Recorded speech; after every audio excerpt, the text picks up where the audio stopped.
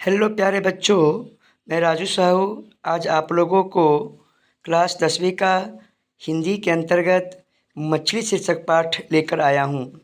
इसके लेखक विनोद कुमार शुक्ल है और आज मैं मछली शीर्षक पाठ से कुछ महत्वपूर्ण ऑब्जेक्टिव क्वेश्चन लेकर आया हूँ जो एग्ज़ाम की दृष्टि से काफ़ी महत्वपूर्ण है।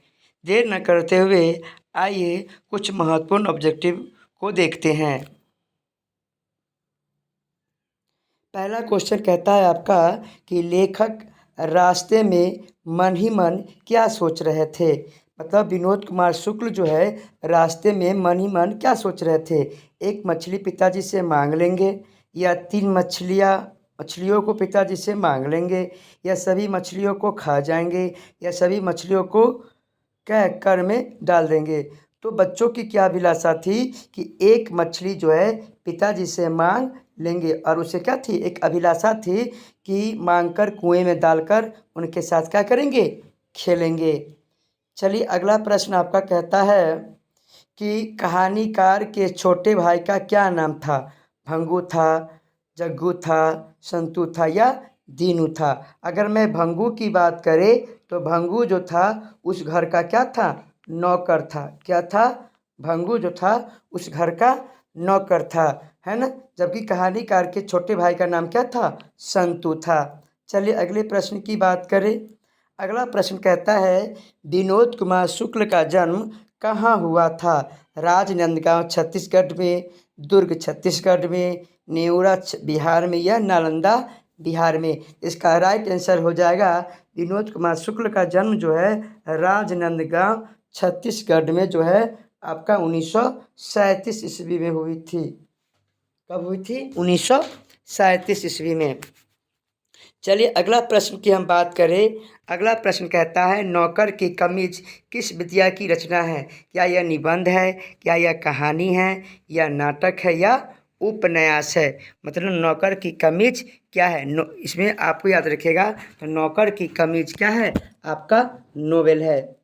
चलिए अगला प्रश्न आपका कह रहा है प्यारे, पेड़ पर कमरा किन की रचना है। क्या वीरेंद्र डंगवाल की है, रामविलास शर्मा की है, रामचंद्र शुक्ल की है, या विनोद कुमार शुक्ल की है। तो याद रखिएगा कि वीरेंद्र डंगवाल जो है ये तो है नहीं, इसकी लेखक है कौन, हमारी नींद। हमारी नींद जो पाठ है, हमारी क्या नींद, उस पाठ के कवि है वीरेंद्र डंगवाल। रामविलास शर्मा जो है वह किसका है, परंपरा का मूल्यांकन।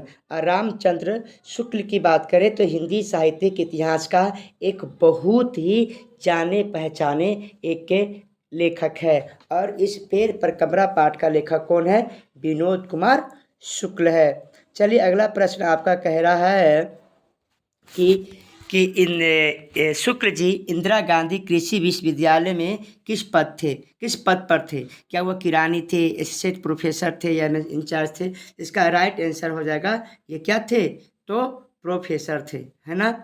चलिए अगला प्रश्न कहता है प्यारे कि भंगू बिगने से बचने के लिए कहाँ खड़ा हो गया था। या पेड़ के नीचे खड़ा हो गया, मकान के नीचे खड़ा हो गया, झोपड़ी के नीचे खड़ा हो गया, या छत के नीचे खड़ा हो गया। तो याद रखिएगा कि संतू भीगने से बचने के लिए क्या, झोपड़ी के नीचे जो है वह खड़ा हो गया था। आपने देखा हो, आपने कहानी पढ़ा होगा कि जब बाजार से बच्चों मछलियाँ खरीद कर अपने घर की ओर जा रहे थे तो उस दिन जो है हल्का क्या हो रही थी, बूंदा बूंदी हो रही थी, है ना। तो बच्चों को भीगने से बचने के लिए वह क्या, झोपड़ी के नीचे जो है वह क्या हो गए थे, खड़े हो गए थे। चलिए अगला प्रश्न की बात करें।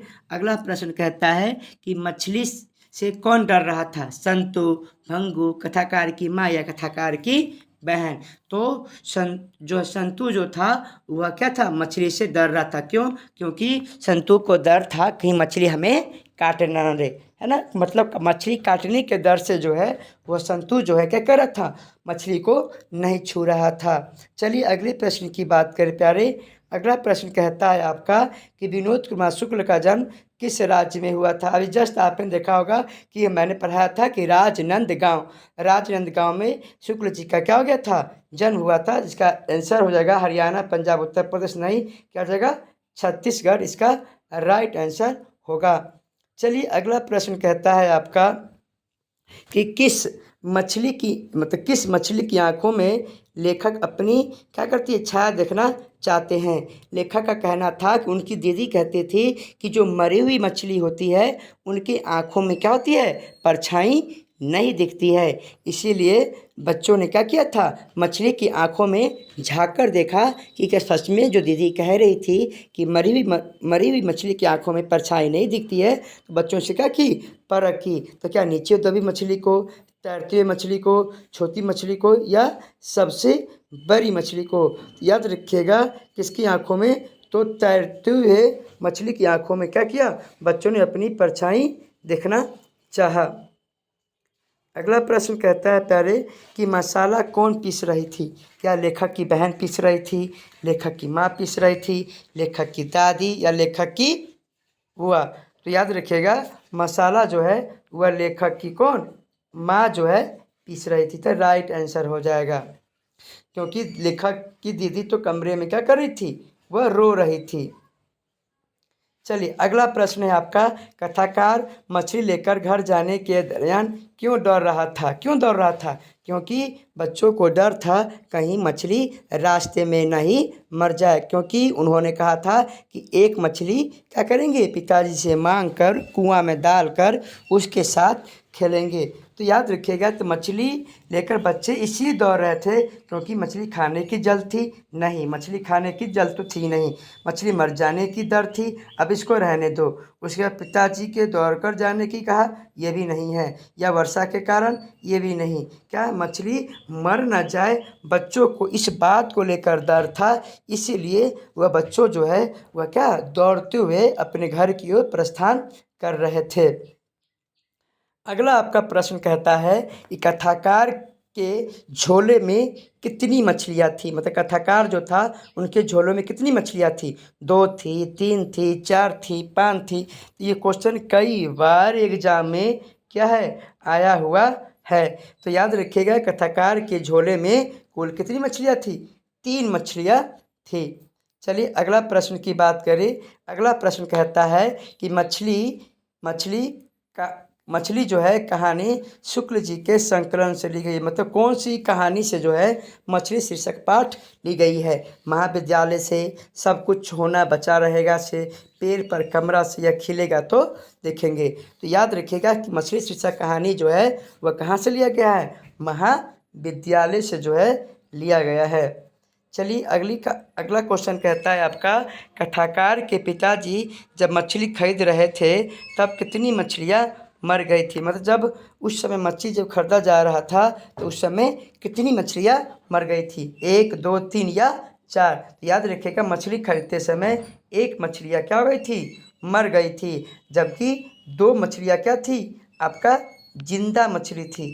ये भी प्रश्न पूछता है कि मछली खरीदते समय कितनी मछलियाँ जिंदा थी। तो कितनी मछलियाँ जिंदा थी, 2 मछलियाँ जिंदा थी और 1 मछलियाँ क्या थी, मर गई थी। अगला प्रश्न आपका कहता है, किस साधन के ऊपर रखकर मछली जो है काटी जा रही थी। पत्थर के ऊपर, लोहे के ऊपर, पाटे के ऊपर, या चौकी के ऊपर। तो पाटे के ऊपर जो है वह क्या है, आपका मछली जो है काटा जा रहा था। अब मछली काटने का काम कौन करता था, उस घर का नौकर कौन, भंगू।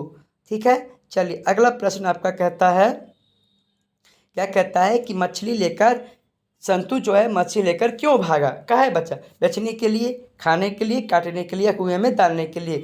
याद रखना संतु जो है बेचने के लिए तो मछली लेकर भागा नहीं, खाने के लिए भी नहीं भागा, काटने के लिए भी नहीं, क्या कुएं में डालने के लिए। क्यों, क्योंकि उन्हें डर था कहीं भंगू जो है मछली को काट ना दे। उन्हें अभिलाषा था कि कुएं में डालकर हम इसके साथ क्या करेंगे, खेलेंगे। चलिए अगला प्रश्न आपका कहता है प्यारे कि मछली काटने का काम किसके द्वारा होता था। अभी जस्ट मैंने बताया था, क्या मछली काटने का काम पिताजी नहीं, लेखक के द्वारा नहीं, पड़ोसी द्वारा नहीं, किसके द्वारा, भंगू के द्वारा किया जाता था। क्यों, क्योंकि भंगू उस घर का नौकर था और वही मछली काटता था, है ना। चलिए अगला प्रश्न हम कहते हैं कि मरी हुई मछली की आंखों में क्या नज़र आ रही थी।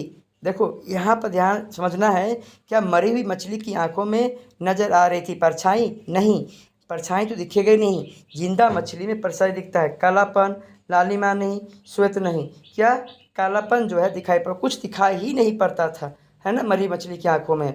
चलिए अगला प्रश्न कहता है कि विनोद कुमार शुक्ल का जन्म कब हुआ है? 1 जनवरी 1936 में, या 1 जनवरी 1937 में, या 1 जनवरी 1938 में, या 1 जनवरी 1939 में। तो विनोद कुमार शुक्ल का जन्म जो है 1 जनवरी 1900 कितना 37 ईस्वी में हुआ था।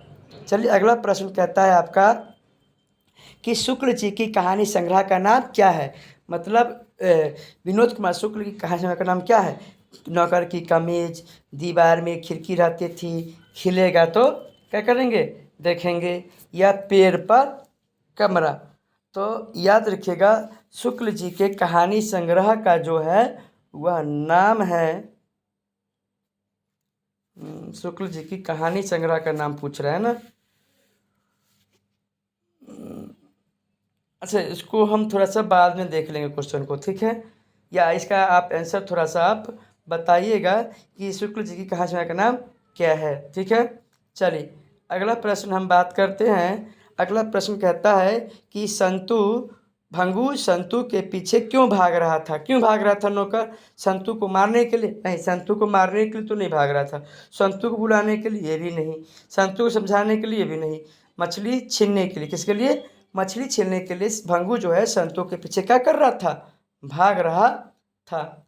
चलिए अगला प्रश्न कहता है आपका, क्या कहता है कि किसे घर में मछली या मांस बनाना अच्छा नहीं लगता? पिताजी को, भंगू को, लेखक को, या माँ को? तो याद रखिएगा माँ को जो है वह क्या था, मतलब मछली या गोश्ता बनाना उन्हें पसंद नहीं था।